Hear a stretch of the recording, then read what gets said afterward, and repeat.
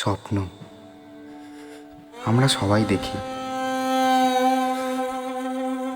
শুনেছি ভোরের স্বপ্ন নাকি সত্যি হয়, আর সেই স্বপ্নই যদি আপনার সাথে বাস্তবে ঘটে তাহলে কেমন হবে একবার কল্পনা করে দেখেছেন?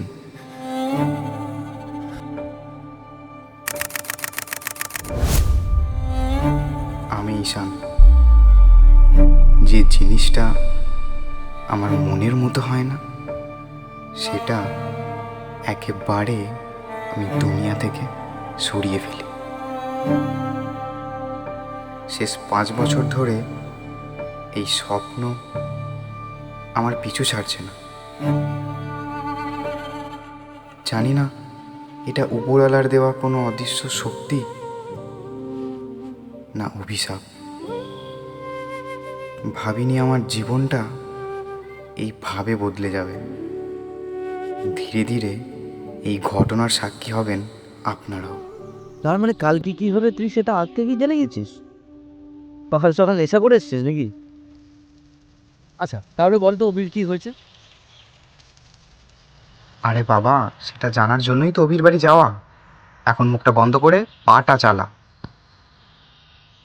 শুনেছি মানুষ নাকি বিয়ের পর বাড়ি থেকে বেরোনো বন্ধ করে দেয়, বদলে যায়, আরো কত কিছু। আর এই মালটাকে দেখ এখন থেকেই। আরে না, মজা করছিলাম। আচ্ছা তুই এটা বল, তুই বাড়ি থেকে বেরোনো বন্ধ করেছিস কেন? হ্যাঁ রে অভি, সত্যিই তো তুই আমাদের ফোন রিসিভ করছিস না, তেমনভাবে মিশছিসও না। তোর হয়েছেটা কি বলতো? আরে আমরা যদি কিছু ভুল করে থাকি সেটা আমাদের বল।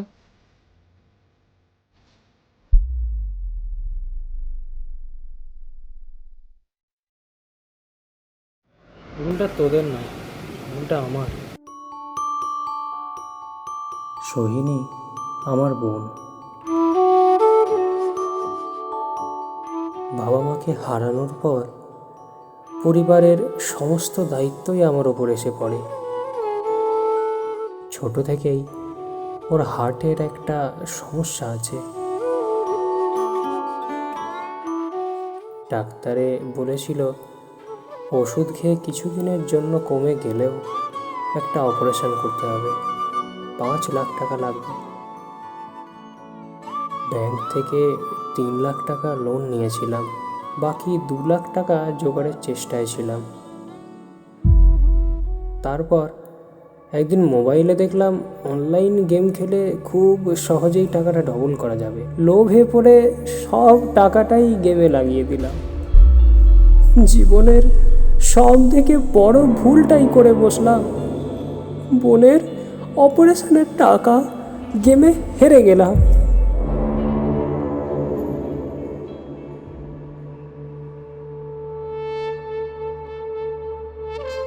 টেনশন করিস না, দেখ যা হবার হয়ে গেছে, আমরা তো আছি। হঠাৎ এখানে ডাকলে, আর ডেকে পাঠিয়েও নিজে চুপচাপ বসে আছো, আমিই বকে যাচ্ছি। ঈশান, বাড়িতে বিয়ের কথা উঠছে। 2 দিন আগে মাসুমুর একটা সম্বন্ধ নিয়ে এসেছি। তারপর আমি বললাম এখন বিয়ের প্রতি আমার কোনো ইন্টারেস্ট নেই, আর একটু পড়তে চাই, এই আর কি। এত কিছু হয়ে গেছে, তুমি একবার জানানোর প্রয়োজন মনে করোনি? আমি কি করব, আমি কিছু বুঝতে পারছি না। আরে তাহলে আমাদের ব্যাপারটা বাড়িতে বলে দাও। এখন বিয়ে করাটা কি ঠিক হবে? আমি কিছু বুঝতে পারছি না। বুঝতে পারছো না? কিন্তু কেন? জানি না আমরা সুখী হতে পারবো কিনা, এই দুশ্চিন্তায় মাথায় সবসময় ঘুরি। তারপর তো তোমার একটা কাজেরও ব্যবস্থা হচ্ছে না, আমার খুব ভয় করে। আচ্ছা ঈশান, তোমার না একটা স্কুলে পড়ানোর কথা ছিল? পড়ানো?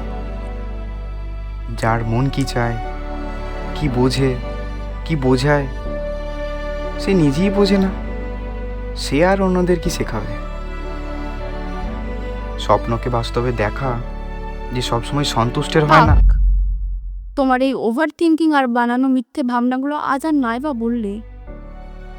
আমার যাওয়ার সময় হয়ে গেছে, আমাকে যেতে হবে।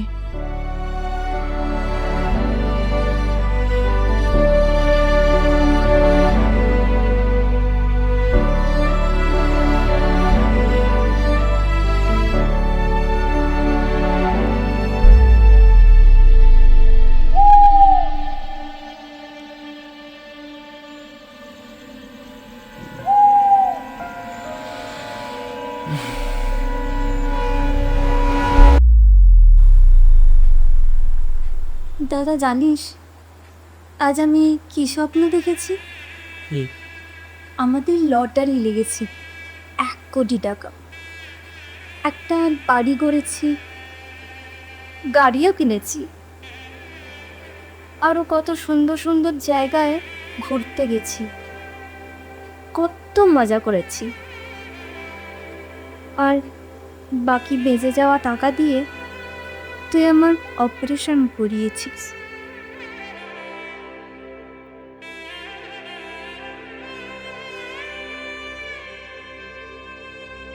কি দারুণ হতো, তাই না দাদা?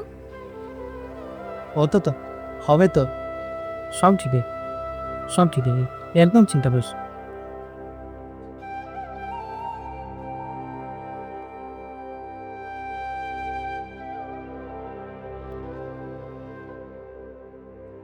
লোভে পড়ে সব টাকাটাই গেমে লাগিয়ে দিল। জীবনের সব থেকে বড় ভুলটাই করে বসলাম। বোনের অপারেশনের টাকা গেমে হেরে গেলাম। অভি, আরে কি করছিস? সরে আয়, ট্রেন আসবে ভাই, সরে আয়। অভি, সরে আয়।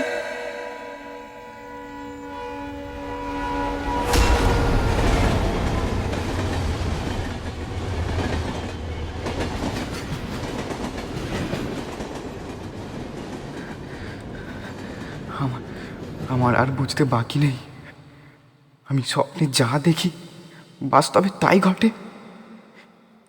এ কেমন শক্তি আমার! না না, এটা কোনোভাবেই শক্তি হতে পারে না, এটা অভিশাপ। এই এই কারণেই তো স্বপ্নে নিজের বন্ধুকে শেষ হয়ে যেতে দেখার পরও আমি কিছু করতে পারলাম না। না জানি আমার জন্য আরো কি কি অপেক্ষা করে আছে।